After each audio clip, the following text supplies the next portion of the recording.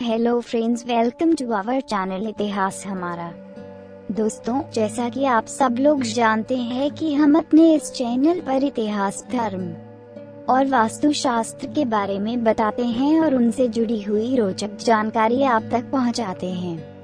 दोस्तों, जैसे ही आज हम इस वीडियो में आपको बता रहे हैं भगवान शिव लंका में होते आज अगर रावण नहीं करता यह छोटी सी भूल। तो दोस्तों चलिए जानते हैं इसके बारे में।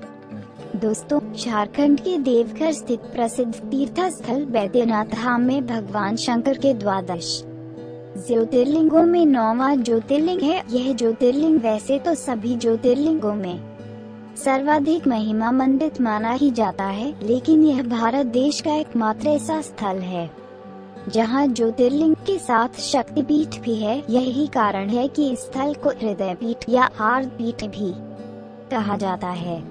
दोस्तों, हर दिन आते हैं 1 लाख शिव भक्त। वैसे तो यहाँ प्रतिदिन हजारों श्रद्धालु आते हैं, परंतु भगवान शिव के सबसे प्रिय महीने सावन में यहाँ उनके भक्तों का हुजूम उमड़ पड़ता है। प्रतिदिन यहाँ करीब 1 लाख भक्त यहाँ आकर ज्योतिर्लिंग पर जलाभिषेक करते हैं। इनकी संख्या सोमवार के दिन और बढ़ जाती है। दोस्तों, लंकापति रावण लाया था बैद्यनाथ ज्योतिर्लिंग को।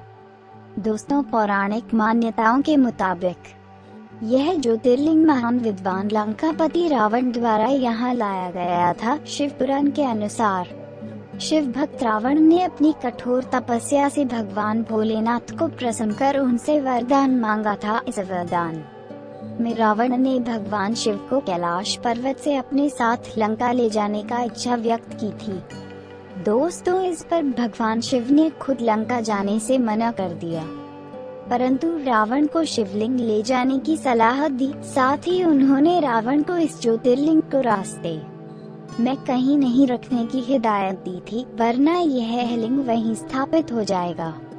दोस्तों, वहीं दूसरी ओर भगवान विष्णु नहीं चाहते थे कि यह ज्योतिर्लिंग लंका पहुंचे। इसे देखते हुए उन्होंने गंगा को रावण के पेट में समाने का अनुरोध किया। रावण के पेट में गंगा के आने के बाद रावण को लघु शंका की इच्छा प्रबल हो उठी। इसके बाद वह यह सोचने लगा कि आखिर यह ज्योतिर्लिंग किसे सौंप दो, लघु शंका कर ले। दोस्तों, उसी समय वहां ग्वाले के वेश में भगवान विष्णु वहां प्रकट हुए। रावण ने उस ग्वाले को वह ज्योतिर्लिंग सौंप यह हिदायत दी कि वह लघु शंका करा रहा है, लेकिन इस ज्योतिर्लिंग को वह जमीन पर न रखे। दोस्तों, रावण जब लघु शंका करने लगा तो लघु शंका करने की उसकी इच्छा समाप्त नहीं हो रही थी। काफी देर तक जब वह नहीं लौटा तो वह ग्वाला शिवलिंग को जमीन पर रख विलुप्त हो गया। इसके बाद रावण जब लौटकर आया तो उसके लाख प्रयास के बावजूद वह शिवलिंग से मज नहीं हुआ और खाली हाथ उसे वापस लंका लौटना पड़ा। दोस्तों, बाद में यहाँ सभी देवी देवताओं ने आकर इस ज्योतिर्लिंग को स्थापित किया, पूजा अर्चना की।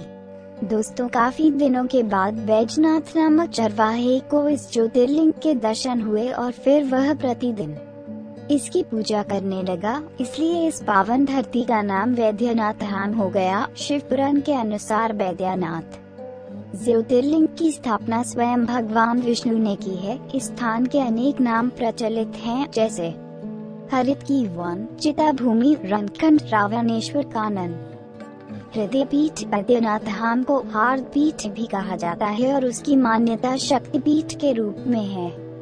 दोस्तों, बैद्यनाथ धाम के एक पुजारी बताते हैं कि पौराणिक मान्यताओं के मुताबिक जब राजा दक्ष ने अपने यज्ञ में शिव आमंत्रित नहीं किया तो सती बिना शिव की अनुमति लेकर मायके पहुंच गई और पिता द्वारा शिव का अपमान किए जाने के कारण उन्हें मृत्यु का वरण किया। सती की मृत्यु सूचना पाकर भगवान शिव आक्रोशित हो गए और सती का शव को कंधे पर लेकर घूमने लगे।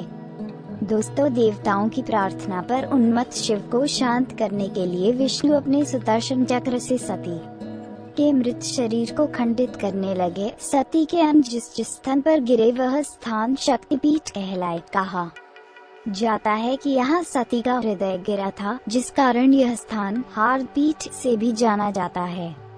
तो दोस्तों, यह थी हमारी आज की जानकारी। मैं उम्मीद करती हूँ आप सबको बहुत पसंद आई होगी। दोस्तों, ऐसी ही और जानकारी प्राप्त करने के लिए प्लीज हमारे चैनल को सब्सक्राइब करें और अन्य लोगों तक भी इसकी जानकारी को पहुंचाने के लिए इसे शेयर करें।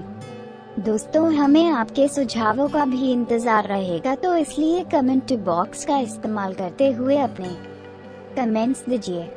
हमारे इस चैनल के साथ बने रहने के लिए आपका बहुत बहुत धन्यवाद।